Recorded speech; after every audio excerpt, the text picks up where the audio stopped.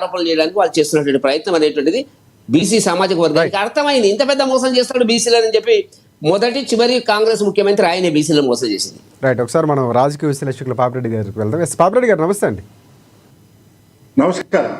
పాపిరెడ్డి గారు, అంటే చూస్తున్నారు చాలా రోజుల నుంచి వ్యవహారం. గతంలో కూడా మనం బీసీల గురించి మాట్లాడుకున్నటువంటి సందర్భంలో రిజర్వేషన్ అంశానికి సంబంధించి నిన్న కోర్టు తీర్పు గతంలో ఏదైతే మార్చిన 50% దాటకూడదు అన్నటువంటి సూచనలు మళ్ళీ హైకోర్టు కూడా అదే చేసింది. సుప్రీంకోర్టు గైడ్ లైన్స్ పాటించాలి, ఒకవేళ 17కు సంబంధించినటువంటి పర్సెంటేజ్ ఓపెన్లో పెట్టుకోవచ్చు, దానికి ఎటువంటి అభ్యంతరం లేదని చెప్పింది. ఇక్కడ కోర్టుల జోక్యాన్ని కూడా కొంతమంది ప్రశ్నిస్తున్నారు. సో ప్రధానంగా తీర్పును ఏ విధంగా చూడొచ్చు అంటే, ఇక్కడ కోర్టు ఇచ్చినటువంటి తీర్పు వాదనలు ఒకసారి పరిశీలిస్తే హేతుబద్ధంగానే ఉన్నాయంటారా, లేకపోతే ఇందాక మాట్లాడినట్టు వెంకటరెడ్డి గారు వాదనలతో ఏకీభవిస్తారు? ఏం చెప్తారు?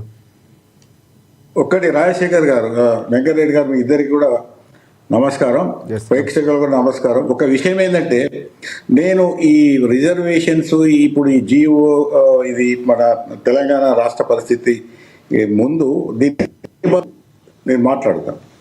ఈ కాంగ్రెస్ పార్టీ రాహుల్ గాంధీ జోడో యాత్ర తర్వాత ఏ కులం ఎంత అనేది ఒక వాదన, ఒక ఆర్గ్యుమెంట్ తీసుకురావడం జరిగింది. తీసుకొస్తూ మేము రిజర్వేషన్స్ ఎక్కువ చేస్తాము, బాగా చేస్తాము అది.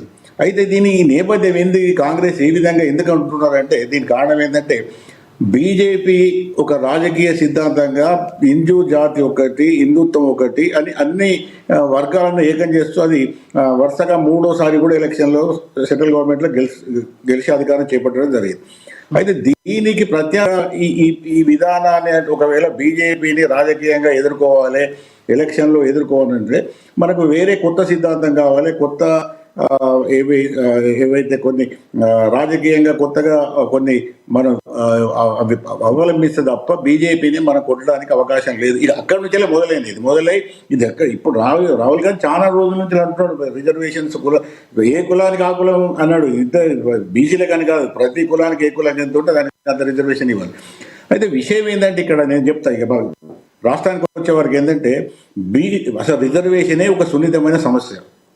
అది ఏది కానీ ఎస్సీ ఎస్టీలకు కానీ బీసీలకు కానీ ఇంకోళ్ళు ఇటువంటి సున్నితమైన సమస్యను ఎంత జాగ్రత్తగా ఒక ప్రభుత్వం దాన్ని డీల్ చేయాలి, దాన్ని తీసుకుపోవాలన్న దానిలో కాంగ్రెస్ ప్రభుత్వం చాలా అడ్డగోలుగా వివరించింది. ఎంత అడ్డగోలుగా అంటే, వెంకటరెడ్డి గారు చెప్పలేకపోతున్నా నేను చెప్తాను. రాజకీయ పార్టీల అవస్థలు, రేవంత్ రెడ్డి జిమ్ముట్లు, కాంగ్రెస్ యొక్క ఇవన్నీ కూడా ఏం జరిగింది. ఇప్పుడు మేము ఏదో కామారెడ్డి సభలు పెట్టినాం చేసి, అయితే ఇప్పుడు దీనిలో ఇంకా మన రాష్ట్ర ప్రభుత్వానికి వచ్చేవారు, రాష్ట్ర ప్రభుత్వ నేపథ్యం ఏంటంటే, రాష్ట్ర ప్రభుత్వం కానీ ముఖ్యమంత్రి కానీ అన్ని రంగాల్లో ఘోరంగా విఫలమైంది. పంచాయతీరాజ్ ఎలక్షన్స్ ఇప్పటికే డిలే అయినాయి అడుగుతున్నారు. పంచాయతీరాజ్ ఎలక్షన్స్ ఏమైనా నేను చెప్తాను, మీరు నమ్మినా నమ్మకపోయినా, వాళ్ళు ఈ బీసీ అస్త్రాన్ని ఈ ఎలక్షన్స్ పోస్ట్పోన్ చేయడానికి, రాజకీయంగా మిగతా పార్టీలు కూడా పెట్టడానికి, అసలు ఒక విధంగా ప్రభుత్వం యొక్క ప్రజల యొక్క అటెన్షన్ డైవర్ట్ చేయడానికి ఇదంతా చేస్తున్నారు. మామూలుగా ఏదో ఈ టెక్నికల్ హైకోర్టు చెప్పింది అది వాళ్ళకి తెలియదని కాదు. మీరు రాజశేఖర్ గారు, వెంకటరెడ్డి గారు ఇద్దరు ఒకటే, బట్ మీకు తెలియదని కాదు. సుప్రీంకోర్టు స్పష్టంగా 50% కన్నా ఇట్లాంటి పరిస్థితుల్లో కూడా రిజర్వేషన్స్ లేవు, అక్కడ ఇంకా వేరే సమస్య లేదు.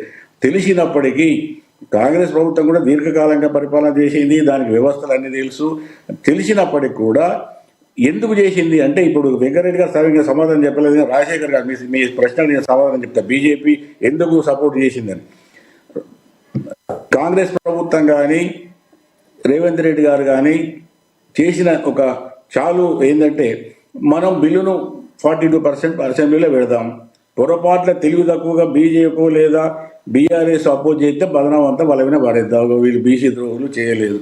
కాబట్టి మిగతా 2 రాజకీయ పార్టీలు కూడా తెలివి కలే కాబట్టి మనకు సంబంధం లేదు. వాళ్ళకి తెలుసు, ఫుల్లీ అవేర్ ఆఫ్ దట్. వాళ్ళు చేతులు ఎత్తినాడే అసెంబ్లీలో ఈ బిల్లు పాస్ కావాలని బీజేపీకి తెలుసు, బీఆర్ఎస్ తెలుసు, కాంగ్రెస్కి అంతకన్నా ముందే తెలుసు. కాకపోతే రాజకీయ ఎత్తుగడలు ఇచ్చా ఈ 2 పార్టీలు ఒకవేళ వీళ్ళు సిద్ధాంతపరంగా 50% ఉన్నది అట్లా ఏంటంటే చేసి బదనాలు చేసి బయట వదలని చూస్తాను. కానీ వీళ్ళు కూడా దాన్ని చదువుకొని మొదలు ఏం చేసినట్టే, మనకేంది పంపుకొని ఎట్లా అక్కడ బిల్లు పాస్ కాదని తెలుసు కాబట్టి సపరేట్.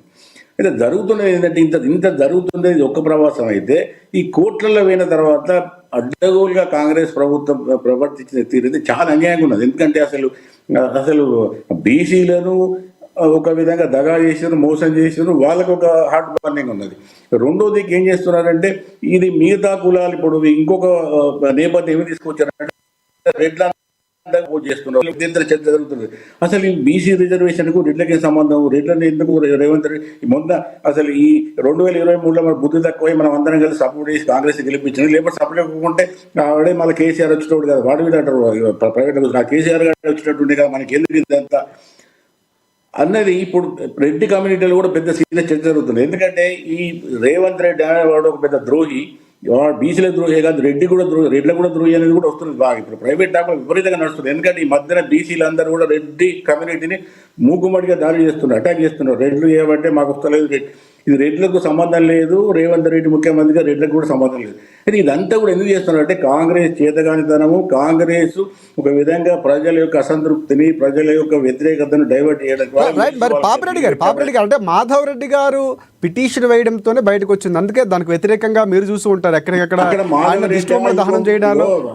ఎస్, రాజశేఖర్ అంటే మాధవ్ రెడ్డి గారు వెనక్కి కూడా పార్టీ ఉంది, వాళ్ళే కావాలని వేపిస్తున్నారు, లేకపోతే అగ్రకులాలకు అహంకారం, ఇలాంటి వ్యాఖ్యలు కూడా వింటూ ఉన్నారు. కానీ రాజకీయంగా కూడా కొంతమంది విమర్శలు చేస్తున్నారు. బీజేపీ వెనకాల బీఆర్ఎస్ పార్టీ ఉందన్నటువంటి వ్యాఖ్యలు.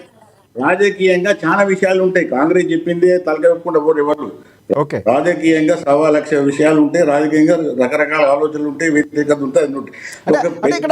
పాపిరెడ్డి గారు బీసీలు కోరుకున్నటువంటిది, బీసీ నాయకులు నిన్నటి నుంచి మాట్లాడుతున్నటువంటి వ్యాఖ్యలు, 70 ఏళ్ళు అవుతుంది స్వాతంత్రం వచ్చి, 75 ఏళ్ళు ఎప్పుడు కూడా మనం అధికారంలో రాలేదు, వస్తే తప్పేంటి, ఎందుకు మమ్మల్ని అడ్డుకునే ప్రయత్నం చేస్తున్నారని వాళ్ళు ప్రశ్నిస్తున్నారు. సో వాళ్ళ ప్రశ్న సరైంది అంటారా? ఇప్పుడు నేను ఇదే చెప్తా. ఇప్పుడు ఈ రాజకీయాలు ఇప్పుడు సామాన్యంగా రాజశేఖర్ కొన్ని విషయాలు చాలా ఉంటాయి. మామూలు ఈ చిన్న వీటితో అర్థం కాదు. రాజకీయ అధికారం అంటే రాజ్యం యొక్క స్వరూపము, దాని వ్యవస్థ, ఇవి కులాలు అనేవి సంఖ్య. నేను ఒకటే అడుగుతున్నా, ఇది నెంబర్ గేమ్ అనుకుంటే నేను ఒకటే విషయం అడుగుతాను. రాజశేఖర్ గారిని, వెంకటరెడ్డి గారు మీద ఇప్పుడు ఇనే వాళ్ళు ఎవరైతే లైవ్లు వింటున్నారో, మెజార్టీ నెంబర్ గేమ్ అనుకుంటే బీసీలు నెంబర్ గేమ్ మాకున్నది, మాకు కావాలి. ఇదే వాళ్ళ ఫస్ట్ ఆర్గ్యుమెంట్. నేను రిజర్వేషన్ అగ్నైజ్ చేస్తలేను, లేకపోతే నాకు ఆ విషయాలు అక్కర్లేదు. ఇప్పుడు పొలిటికల్ ఇష్యూస్ మాట్లాడుతున్నా. ఇప్పుడు నెంబర్ గేమే ముఖ్యం అనుకుంటే ఈ దేశంలో 90% మంది లేనోళ్ళు, ఒక 10% మాత్రమే ఉన్నోళ్ళు. అన్ని కులాలు, అన్ని మతాలకు, అన్నిటికీ అతీతంగా 90% మంది మామూలు వాళ్ళు, 10% మాత్రం ఉన్నోళ్ళు. మరి 90% మందికి అధికారం వచ్చిందా? ఇచ్చిందా?